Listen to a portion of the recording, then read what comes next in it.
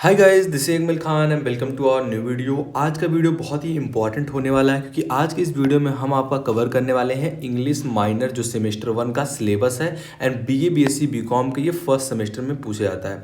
तो ये हम फर्स्ट सेमेस्टर का सिलेबस चेकआउट करने वाले हैं। मैंने बहुत सारे ऑलरेडी आपके लगभग 500 प्लस क्वेश्चन, पता नहीं कितने जो है आपके क्वेश्चन पेपर के साथ सोल्यूशन अपलोड कर दिया है। अगर आपने वीडियो नहीं देखा तो प्लीज़ चैनल पर जाकर वीडियो देख सकते हैं। लेकिन आज के इस वीडियो में हम देखने वाले हैं कि टोटल जो है क्वेश्चन कहाँ से पुट आउट होते हैं एंड बेसिकली सिलेबस आपका क्या है।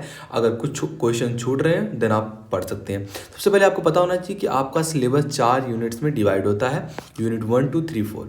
यूनिट 1 में आपको क्या पढ़ना होता है, लिटरेचर एंड सोसाइटी के बारे में। इससे कैसे क्वेश्चन उठाए जाएंगे, ऐसे आपका क्वेश्चन उठा सकता है कि लिटरेचर जो है ये मिरर है किस चीज़ का, सोसाइटी का। या फिर आपसे पूछ सकते हैं बेसिकली लैंग्वेज के बारे में कि language refers to any form of communication. या फिर जो है लोगों के बारे में पूछ सकते हैं कि अच्छे लोग जो होते हैं वही ट्रेजेडी एंड एपिक रिप्रेजेंटेशन कराते हैं। तो बेसिकली आपको लिटरेचर एंड सोसाइटी से, आपके समाज से क्वेश्चन उठाए जाएंगे, कुछ कॉमन क्वेश्चन।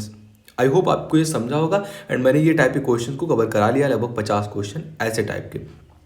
सेकेंड आपका टॉपिक इसमें है growth and relevance of English literature in India, कि कैसे जो है फॉरेन देशों से इंस्पायर होकर इंडिया में भी कुछ लोगों ने जो है राइटिंग को स्टार्ट किया, नॉवेल्स को लिखना स्टार्ट किया एंड हमारे इंडिया में भी जो है इंग्लिश बढ़ा। जैसे पहले जो है फॉरेन देशों में विलियम शेक्सपियर हो गए एंड जो है John Milton, William Wordsworth, Thomas Hardy, T S. Eliot, ये सब जो है लिखा करते थे फिर जो है 1564 के दौरान में वगैरह वगैरह, मतलब वहाँ लिखते थे। लेकिन 1950s में क्या हुआ कि हमारे इंडिया में भी जैसे आपके रविन्द्रनाथ टैगोर है, आर के नारायण है जो है, उसके बाद पीटी नेहरू, मुल्कराज आनंद, सरोजनी नायडू, ऐसे बहुत सारे राइटर्स ने भी लिखना जो है चालू किया। अब उनसे क्वेश्चन उठाए जाएंगे कैसे जो है इंडिया में ग्रोथ हुआ लिटरेचर का।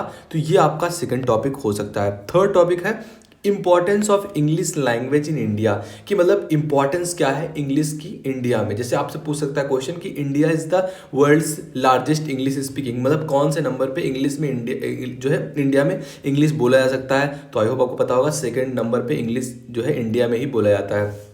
तो ऐसे क्वेश्चन बना सकते हैं कि इंग्लिश से रिलेटेड एंड इंग्लिश कितना इंपॉर्टेंस रोल प्ले करता है। जो हमारे देश के पेरेंट्स हैं वो अपने बच्चों को कहाँ भेजना चाहते हैं, तो बेसिकली इंग्लिश मीडियम स्कूल में भेजना चाहते हैं ताकि वो जो है अपने फ्यूचर को अच्छी तरीके से सिक्योर कर पाएँ। And English is the language of communication, international language, मतलब इंग्लिश से ऐसे ग्रोथ से एंड इंग्लिश के जो है इंग्लिश के फ्रेज से ऐसे क्वेश्चन पुट आउट हो सकते हैं। तो ये आपका थर्ड टॉपिक था। मतलब यूनिट 1 में आपको बेसिकली पढ़ना था कि लिटरेचर एंड सोसाइटी से कैसे क्वेश्चन उठाए जाते हैं। लगभग 10 से 15 क्वेश्चन जो है यहाँ से हर साल पुट आउट होते हैं कि जैसे इंग्लिश लिटरेचर क्या है, इंग्लिश इंडिया में कैसे ग्रोथ हुआ, कैसे इंडियन राइटर्स ने इसको ग्रोथ कराया। तो बेसिकली इसके बारे में पूछा गया था। सेकेंड यूनिट आपका आता है इंट्रोडक्शन सम ऑथर्स। अब यहाँ से इंपॉर्टेंट क्वेश्चन बनने चालू होंगे एंड जो है ये क्वेश्चन आपको रटने होंगे। जैसे कि यहाँ ऑथर्स है इंग्लिश लिटरेचर के, आपको पता होगा ना हमारे सिलेबस में इंग्लिश लिटरेचर से क्वेश्चन उठाए जाते हैं जो उनके ऑथर है, एंड इंग्लिश जो है हिंदी जो है इंडिया में इंग्लिश जो है इंग्लिश लिटरेचर जो चालू हुआ उससे रिलेटेड क्वेश्चन उठाए जाते हैं। जैसे ऑथर्स हैं William Shakespeare, John Milton, William Wordsworth, Thomas Hardy and T S. Eliot. अब इनके जो है इनका जो है बर्थ कब हुआ, इनका जो है इनके कब डाइड हुए, इनके कुछ नोवेल्स के बारे में, कुछ इंपॉर्टेंस जो है इनके लाइफ के पॉइंट ऑफ व्यू से क्वेश्चन उठाए जाएंगे। जैसे विलियम शेक्सपियर का जन्म कब हुआ था, 1564 में। इन्होंने कितने सोनेट्स लिखे थे, तो 154 सोनेट्स लिखे थे। एंड ऐसे ही जॉन मिल्टन के बारे में भी क्वेश्चन उठाए जाएंगे कि इनका जन्म कब हुआ। विलियम वर्ड्सवर्थ के बारे में भी क्वेश्चन उठाया जाएगा, इनका जन्म एंड डाइट। ये सारे जो जन्म एंड मृत्यु है ये इंपॉर्टेंट फैक्टर हो जाता है क्योंकि हर एग्जाम में यहीं से क्वेश्चन उठाए जाते हैं। बाकी और भी आपका क्वेश्चन उठा सकता है कि जैसे जॉन मिल्टन है, रोड द पोएम, कौन सा पोएम लिखते हैं, तो ऑन हिज ब्लाइंडनेस। आपको पता होगा ना कि जो जॉन मिल्टन थे ये जो है इन्होंने अपने ब्लाइंडनेस पर भी जो है अब पोएम लिखा था। ये 44 एज में थे तब ये ब्लाइंड हो गए थे एंड उसी के दौरान इन्होंने लिखा था ऑन हिज ब्लाइंडनेस। एंड ये जब मतलब इनका एज पूछ सकता है एंड ये कब ब्लाइंड हुए ये पूछ सकता है, एंड इनकी क्या जो है नोवेल्स है जो इंस्पायर करते हैं, ये सब बारे में मतलब इससे क्वेश्चन पुट आउट होते हैं। तो ये सारे टाइप्स के बारे में हमने ऑलरेडी कवर कर लिया हुआ, तो मैं वीडियोस के लिंक डिस्क्रिप्शन बॉक्स में डाल दूंगा, वहाँ से जाकर आप चेकआउट कर सकते हैं। खैर आगे बढ़ते हैं। सेकंड आपका इसमें है दूसरे यूनिट में कि authors from Indian writing in English, जो इंग्लिश में लिखते हैं इंडिया के राइटर्स, उनके बारे में। जैसे क्वेश्चन बहुत ज़्यादा पुट आउट होते हैं। रविन्द्रनाथ टैगोर का जन्म कब हुआ था, इनकी मृत्यु कब हुई थी, इनको भारत में कौन से नाम से पुकारा था। तो आपको पता होगा रविन्द्रनाथ टैगोर को जो है बर्ड ऑफ बंगाल के नाम से जाना जाता है, तो ये क्वेश्चन पुट आउट होता है। सरोजनी नायडू को जो है नाइटिंगेल ऑफ इंडिया के नाम से जाना जाता है, तो इनका जन्म कब हुआ, इनकी मृत्यु कब हुई, एंड इनके क्या कौन कौन से लिटरेचर्स हैं जिन्होंने इंस्पायर किया हुआ है, उन लिटरेचर से क्वेश्चन उठा सकते हैं। एंड आर के नारायण के बारे में भी सेम वही है, आपका मुल्क राज आनंद के बारे में भी क्वेश्चन पुट आउट हो सकते हैं।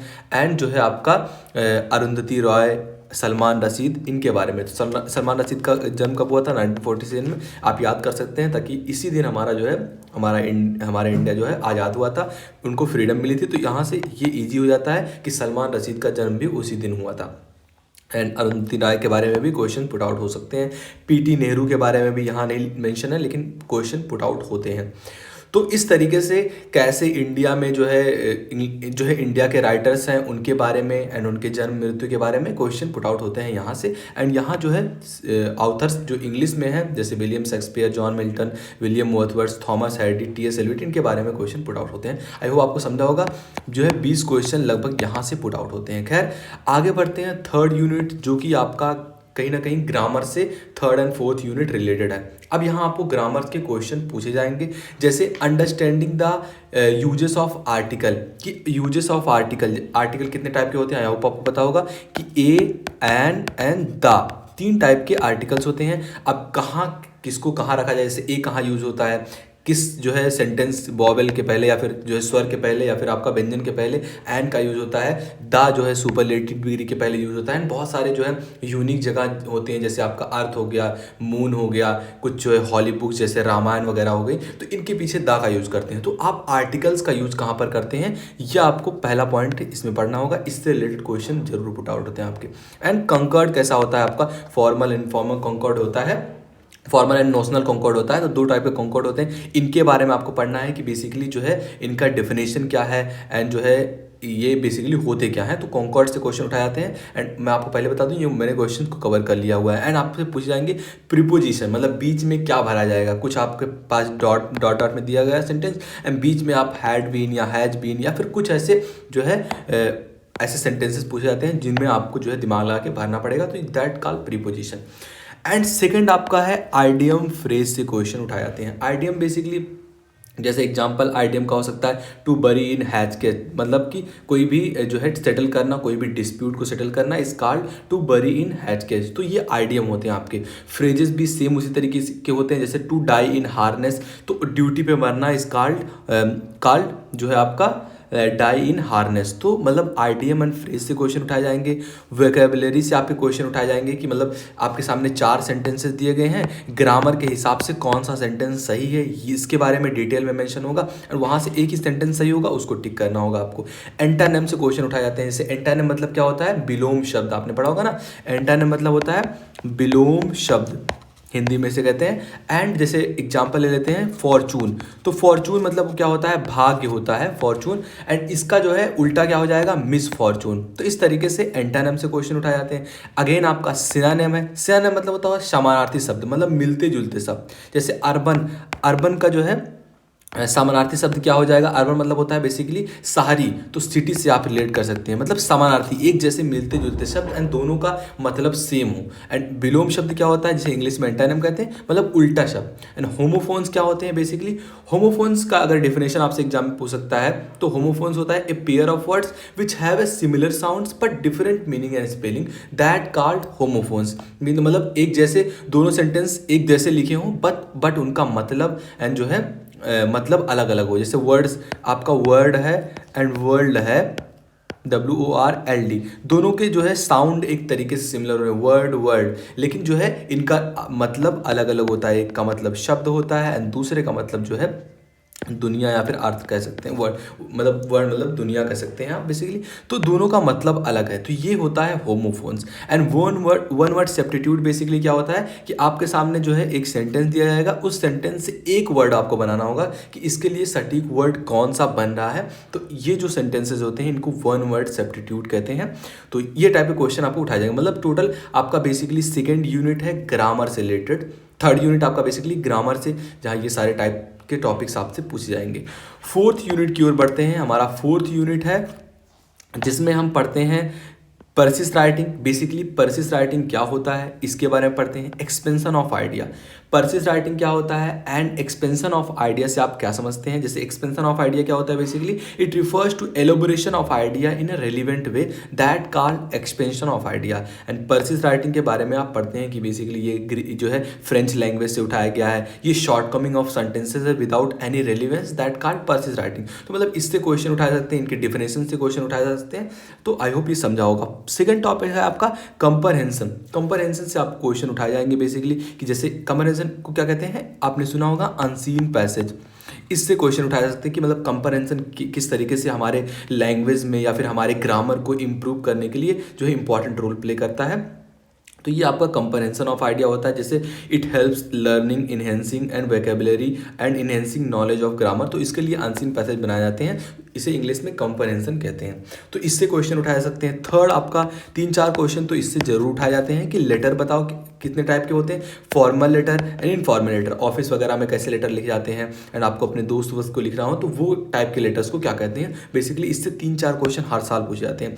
एंड CV रिज्यूम, रिज्यूम से बहुत ही इंपॉर्टेंट क्वेश्चन पूछे जाते हैं। इससे आपके जो है बहुत ज़्यादा क्वेश्चन बनते हैं कि जैसे रिज्यूम में क्या मेंशन करना, एज जैसे होता है तो वहाँ एज का मेंशन करना इंपॉर्टेंट नहीं होता है। एंड रिज्यूम में किस तरीके से आप भरते हैं चीज़ों को, एंड रिज्यूम किस लिए होता है, रिज्यूम का डेफिनेशन आपसे पूछ सकता है। तो मतलब इससे क्वेश्चन उठाए जाते हैं। तो टोटल इसके अलावा आपके कहीं से भी टॉपिक्स नहीं बनने वाले हैं। आपको पहले बात मैं आपको पूरा समरी दे देता हूँ चारों यूनिट्स के। यूनिट 1 में आपको लिटरेचर एंड सोसाइटी से क्वेश्चन पूछ जाएंगे। इंग्लिश लिटरेचर कैसे इंडिया में ग्रोथ हुआ, इसकी क्या इंपॉर्टेंस है पहले यूनिट में। सेकेंड यूनिट में आपको जो है कुछ ऑथर्स जो इंडिया के हैं एंड कुछ ऑथर जो है इंग्लिश के हैं, वहाँ से क्वेश्चन उठाए जाएंगे। जैसे विलियम शेक्सपियर, विलियम वॉथवर्ड वगैरह वगैरह। इंडिया में जैसे रविन्द्रनाथ टैगोर, सरोजिनी नायडू, इनसे क्वेश्चन, के जन्म मृत्यु कैसे, इन्होंने कौन कौन से नोबल्स लिखे, कौन फेमस हुए, कितने सोनेट्स को लिखा वगैरह वगैरह। अब थर्ड यूनिट में आप ग्रामर की ओर बढ़ते हैं। ग्रामर में आपको ये सारी चीज़ों के बारे में पढ़ना होता है। Use of article, conquered, preposition, idiom, phrase, vocabulary, antonym, synonym, homophones वगैरह वगैरह। जो आपका फोर्थ यूनिट है इसमें आपको राइटिंग वगैरह के बारे में पढ़ना होता है। जैसे लेटर आपका कैसे लिखते हैं, अनसीन पैसेज का डिफिनेशन क्या होता है, रिज्यूम में कितना इंपॉर्टेंट रोल प्ले करता है, CV आपका CV जो होता है करिकुलम वेटे किसे कहते हैं इंग्लिश में, तो ये क्या होता है, इससे इसका फुल फॉर्म भी पूछ सकता है आपसे CV का। एंड जो एक्सपेंशन ऑफ आइडिया होता है इससे क्या समझते हैं। मतलब यहाँ से आपके टोटल जो है सिलेबस कवर होते हैं। एंड आई होप आपको समझे होंगे। इससे रिलेटेड मैंने बहुत सारे क्वेश्चन हर टॉपिक पे, ऐसा एक भी टॉपिक इसमें नहीं बचा होगा जिसके मैंने क्वेश्चन को कवर ना किया हो। तो go and check out. I hope ये आपको समझा होगा। मिलते हैं आपसे वीडियो में, तब तक के लिए बाय बाय।